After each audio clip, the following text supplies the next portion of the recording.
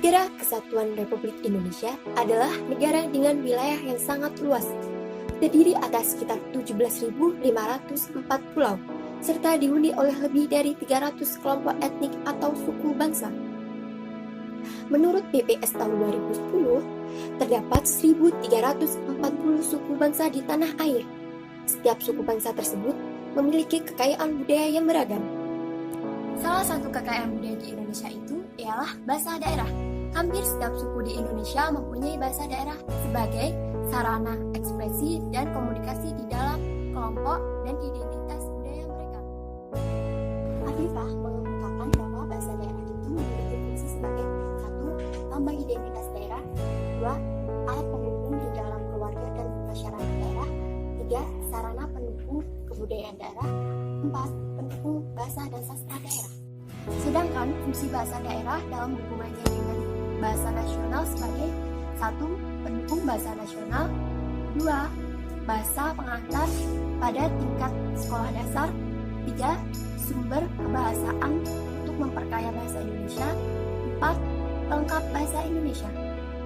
Kepala Badan Pengembangan Bahasa dan Perbukuan Kemendikbud, Profesor Dadang Sunandar, pada tahun 2019 mengungkapkan bahwa Indonesia memiliki 718 bahasa. Jumlah yang ada pada saat ini bertambah dari jumlah yang tahun sebelumnya, yakni pada tahun 2018 Indonesia hanya memiliki 668 bahasa daerah. Jumlah yang ada saat ini bisa bertambah apabila di kemudian hari ditemukan bahasa daerah yang belum sempat dipetakan, dan dapat berkurang apabila bahasa yang telah berhasil dipetakan tersebut mengalami kepunahan. Badan Bahasa Kemendikbud mengkategorikan status bahasa daerah di Indonesia menjadi kategori aman, rentan, mengalami kemunduran, terancam punah, kritis, dan punah. Dalam hal ini, pada tahun 2018 terdapat 19 bahasa daerah dalam posisi aman, 16 bahasa daerah dalam kondisi rentan, 2 bahasa daerah mengalami kemunduran, 22 bahasa daerah terancam punah, 4 bahasa daerah dalam kondisi kritis, dan 11 bahasa daerah mengalami kepunahan. 11 bahasa yang punah tersebut meliputi bahasa Tandia dari Papua Barat, bahasa Mawes dari Papua, bahasa Kayali dari Maluku, bahasa Piru dari Maluku, bahasa Moksela dari Maluku, bahasa Palumata dari Maluku, bahasa Ternateno dari Maluku Utara, bahasa Hukumina dari Maluku, bahasa Hoti dari Maluku, bahasa Serua dari Maluku, dan bahasa Nila dari Maluku. Jika dikaji lebih dalam, ada beberapa faktor yang menyebabkan sebuah bahasa mengalami kepunahan. Menurut Tondo tahun 2009, faktor-faktor tersebut meliputi: pertama, pengaruh bahasa mayoritas di mana bahasa daerah tersebut digunakan. Kedua, kondisi masyarakat penuturnya yang bilingual atau bahkan multilingual. Ketiga, globalisasi. Keempat, faktor migrasi. Kelima, faktor perkawinan antar etnik. Keenam, bencana alam dan musibah. Ketujuh, kurangnya penghargaan terhadap bahasa etnik sendiri. Kedelapan, kurangnya intensitas komunikasi berbahasa daerah dalam berbagai ranah, khususnya dalam ranah rumah tangga. 9. Faktor ekonomi. 10. Faktor bahasa, yakni di mana bahasa Indonesia sebagai bahasa nasional lebih banyak digunakan dalam berbagai aspek kehidupan masyarakat. Melihat betapa pentingnya fungsi bahasa daerah bagi masyarakat penutur dan daerahnya, serta bagi citra bangsa, tentunya kita tidak ingin bahasa daerah yang kita miliki punah. Maka dari itu, setiap elemen masyarakat maupun pemerintah haruslah berupaya menjaga kelestarian bahasa daerah. Namun perlu diingat, sikap etnosentris perlu dihindari. Kecintaan terhadap bahasa daerah sendiri tidak boleh membuat kita merasa tinggi hati.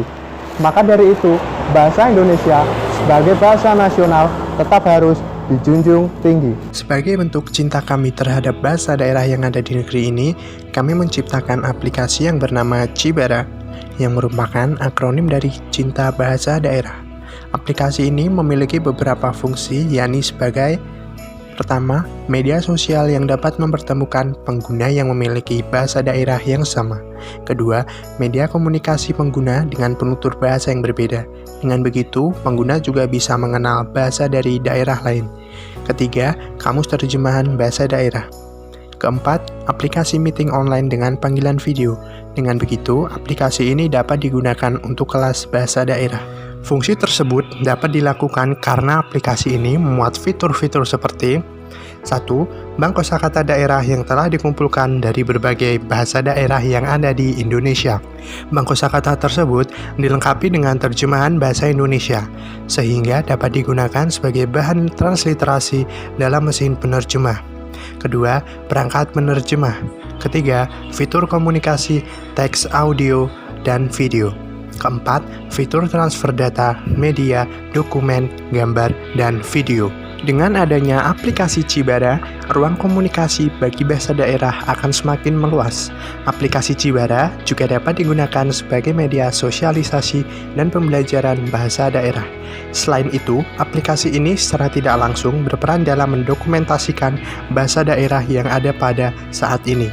Sehingga, meskipun penutur suatu bahasa daerah telah berkurang secara drastis, setidaknya dengan adanya dokumentasi tersebut, bahasa daerah yang punah dapat dipelajari kembali. Dengan begitu, Cibara membantu menjaga kekayaan dan keanekaragaman bahasa daerah yang ada di Indonesia.